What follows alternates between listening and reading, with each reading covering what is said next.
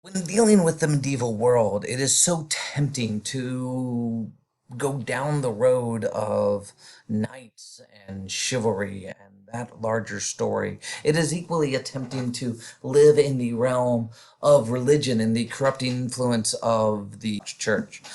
But we can't leave economics completely out of the story because the trade powers that dominated medieval Europe and its surrounding environs is central to this story. For the success of these kingdoms to exist, it required a very elaborate trade route, and people kind of marginalized this as unimportant straight up until the Age of Discovery. But that came from somewhere. Most of this story is the story of maritime trade powers. What we see is that the northern cities had a difficult issue of dealing in the early kind of 10, 1100s with the Viking longship, which would raid any merchant ship.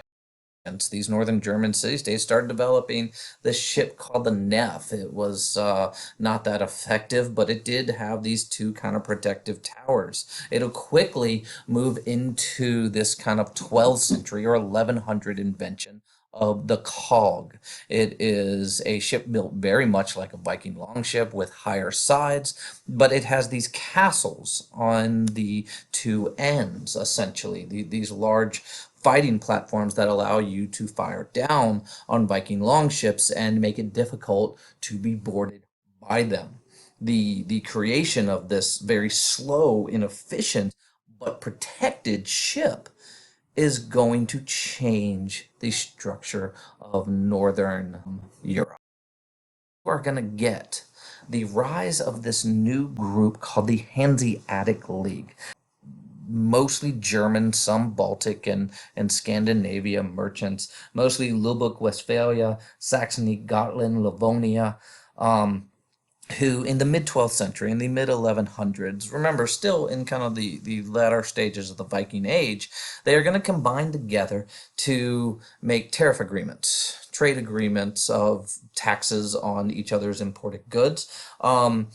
Try to work together on cargo protection, essentially securing the seas, and standardizing ports, creating ports that any ship can go into and unload because the ports need to be adaptable to the type of ship. If your ship has a very high side and can't unload because the port is not set up to do so, it makes things difficult. And as they start to do this, they will quickly come to dominate the North and Baltic Sea trades.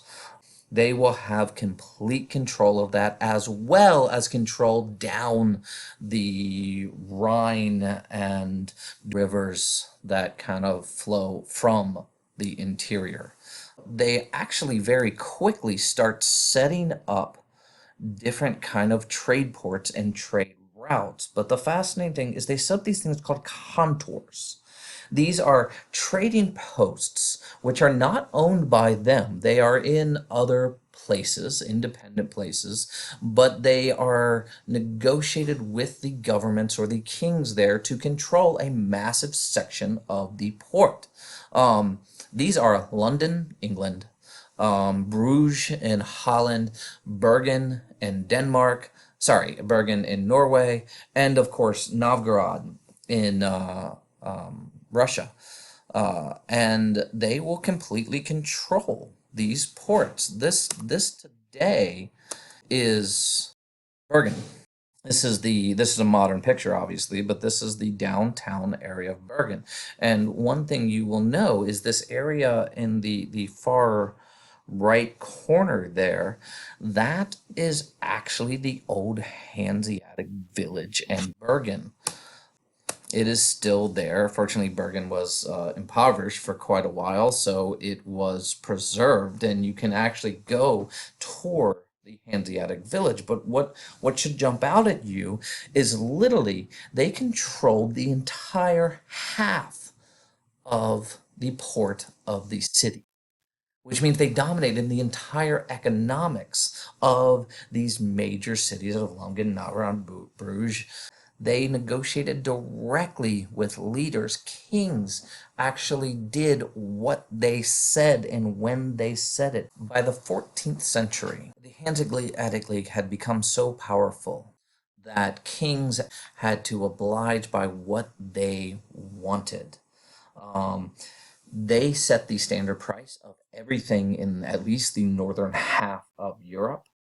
And if a leader did not like that, or if a leader did not want to do or provide what the Hanseatic League wanted in their ports, they would set up a commercial blockade of that king's cities or lands and essentially cut him off from all trade. They had the resources, they had the navy, they had the contacts and control to do it, and they did.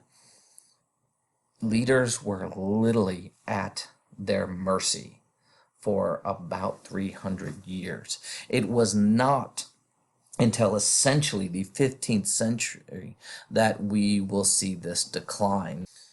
But there's another story to the south, because in the Mediterranean, you had a similar issue. Please understand, the Viking longships, as well as others, were down there, and they created a ship called the Dromon. It's essentially a galley, a standard large rowing ship with square sails, but you will notice the fighting platforms on the front and back that are very similar to what you see in the north in order to kind of achieve protection. And the ones who were doing this, the ones who were developing this, are the great two cities of Genoa and Venice. Now, Pisa and some others are players here, but by the time we get into the Middle Ages, these two cities will dominate the entirety of the Mediterranean trade, and nowhere is this more obvious than when you look at the story of Venice. Venice itself is the classical thalassocracy, right? A naval trade-based society.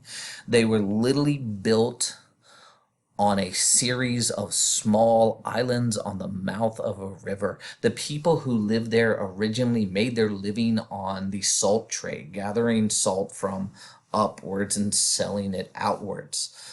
This should have been a fledgling society. The secret to success in the medieval world, actually the entire history up until this time, was societies who could produce a lot of food, because food is wealth, food is power. They have no food or wealth. The Venetians controlled no viable agricultural land, and yet they will become the great power that dominates the Mediterranean.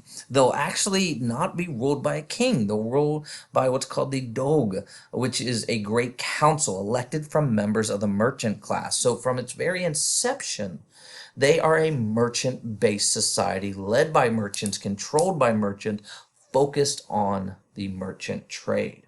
And their success really comes with what today we might call a venture capital framework, where in order to share the risk, several hundred people will pull their money together to invest in a expedition. There's a good chance these ships will sink. But again, you share the risk and everyone gets the reward, and the thriving of these cities really came out of this. What we will see is this sets them up perfectly so that when the Crusades take place in the 11 and 1200s, Venice is there and ready.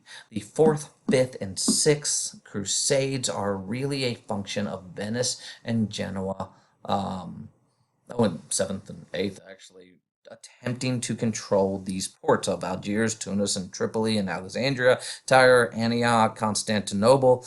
Venice will use the Crusades as a way to seize control of these ports. Now, again, kind of like the Hanseatic League, they don't own the port, but they ensure that they will be the dominant power trading out of that port. And so by the time we get really past 1215, past that 4th Crusade, or at least the 5th, Venice will have a complete control. So when we step back and we look at this picture, what we see is a Hanseatic League dominating the North, a South and West controlled essentially by Venice and Genoa, three maritime powers not supported by any kind of royalty or subject to this feudal system will control the entire economic framework of Europe, and kings and popes are essentially at their mercy. In the end, what we realize is that the story of Europe is not just the story of Christianity and knights and feudalism. It's the story of rising economic capitalist entities who are going to dominate society and lay the groundwork for what we will see as this age of discovery and the dominance of European economic expansionism.